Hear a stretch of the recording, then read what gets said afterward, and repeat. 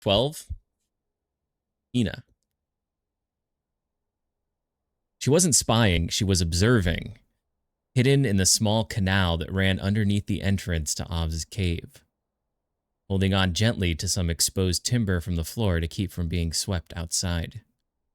There was a small hole created by a worn-out knot in the wood that had allowed her a perfect view of the sleeping human. She was focused on how his hair shifted as his chest rose and fell with his breathing. She wished she could have risked a light so she could use her mirror to practice. On the floor next to him was the moonfish she had left out for him. They were one of the few species of fish that came out at night. Their silver scales allowed them to blend in with the moonlit nights around the island. She had thought for sure the human would try it. She knew he had not eaten since coming to the island. She had even made sure it could not fight back this time. But as she watched, he had barely spared it a glance, sighed, and laid down on the leaf fronds to sleep. She didn't understand. What was wrong with the fish? Moonfish weren't as tasty as the tentacles, but they were still pretty good. She thought about sneaking in and taking it for herself, but Obs had told her she was not to disturb him during the night, and she knew better than to test the old man anymore. Waste of a good fish, she thought. She noted how as the day had progressed, the human's hair had become slightly darker and greasy. At dinner, under the lamp, she had noticed it had a sheen which reflected the light. The strands also started to clump together more and seemed to resist gravity and other movement. It was stiffer. This made things trickier. Which should she emulate?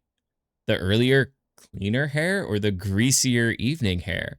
Perhaps an average state? Perhaps she should intentionally change it over the course of the day. Too easy to forget, she thought. She studied him for another hour before returning to her room to practice.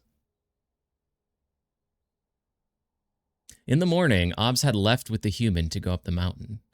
He didn't tell her to stay behind, so she felt like that was permission to tag along. After all, she thought she deserved it since the stupid human had wasted her time again by ignoring the fish she had brought him for breakfast. Don't humans eat? Obs ate. It didn't make sense. She always felt a bit uncomfortable climbing the mountain. Something about being so far away from the water made her feel drier. And her feelings did not improve when they reached the lookout and she noticed the volcano was starting to emit the poisonous gas. She knew it wasn't life-threatening, but it was quite unpleasant. She watched as the human took the telescope and finally saw the edge. She smirked at how stunned he was. Humans. She had heard of their ignorance. Few ever made it out this far of their own free will, and Obs was the only one she had ever heard of getting close enough to actually see the edge. Even among Naga, only the Deep Watch actively lived around the edge. The biggest Nagan city, Nagara, on the first reef, would send their young there as a rite of passage before receiving their calling. Obs had said it was a yearly event, and it would be happening about now.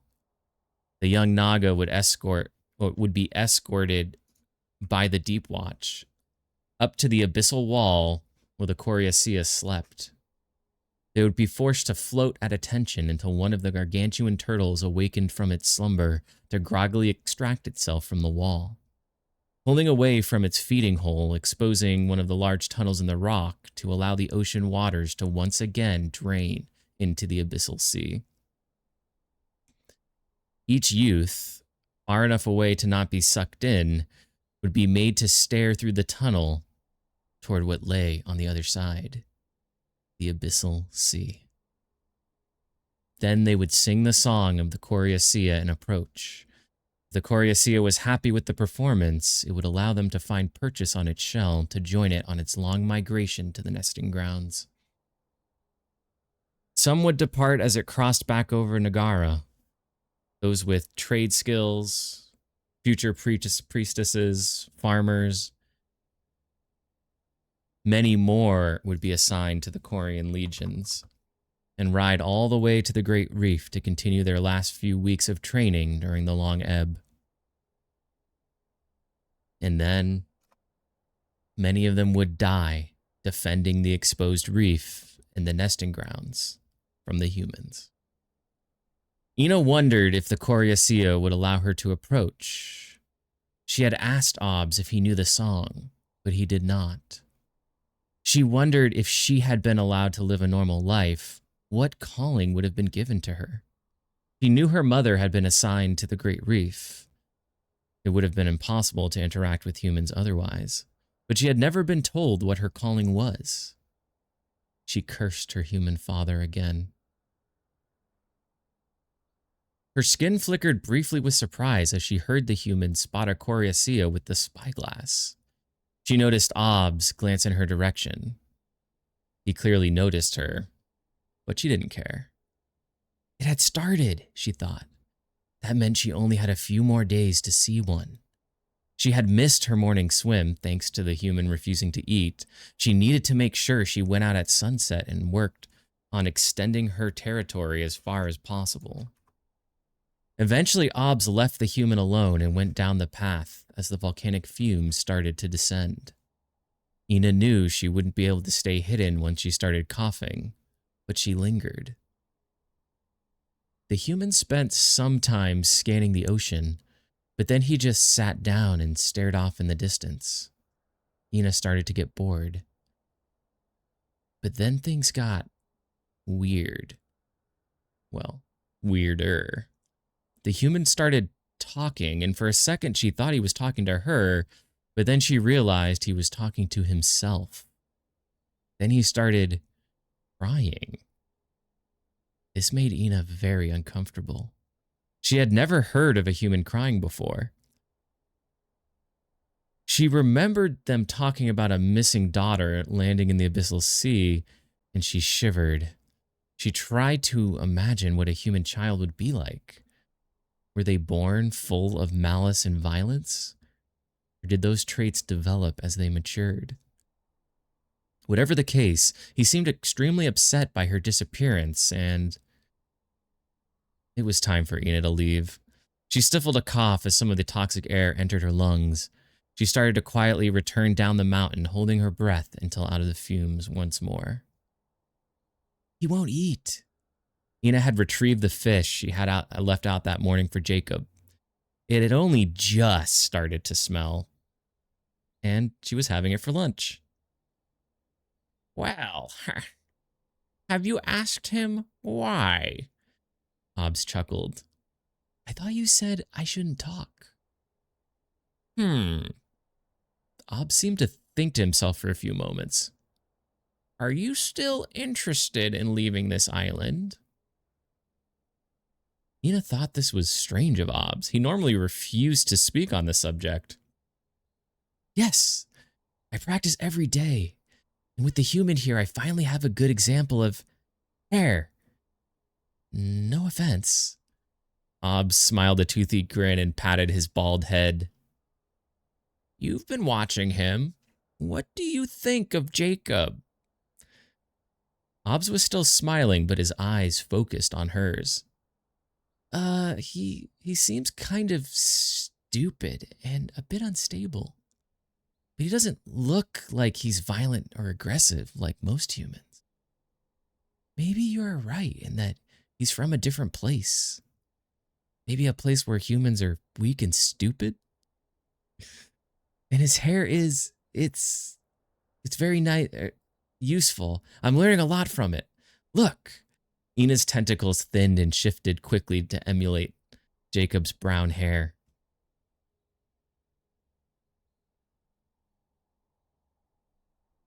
She pulled a strand forward to show it off. It had a greasy sheen to it. Look, it's evening human hair. Obbs smiled and shook his head slightly. Ina, he's not stupid. He just doesn't know anything. There's a difference. Obbs paused and his eyes went serious again. Ina, if I can get safe passage for whatever raft he builds, that may be your best chance to leave. Ina's thoughts started spinning. Leave now? I mean, I want to, but I'm not ready. I haven't mastered human form. What will happen to my collection? And with the human? I don't understand. You said I need to be good enough at human form to pass close inspection for a week.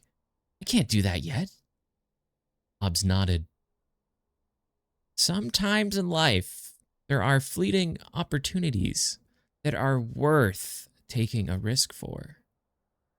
Besides, I expect that close proximity to him will only help you improve. You only need to be good enough to trick the Naga. But you want me to go out there alone? You said you would take me. Hobbs shook his head. I said I would help you get there, Ina.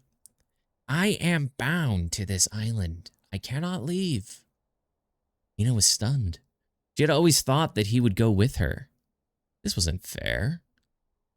No, you never said I would have to go alone. What about when I sleep? They'll find out. And humans hate Nagas. Ina, these humans are not from here. Even you can see that.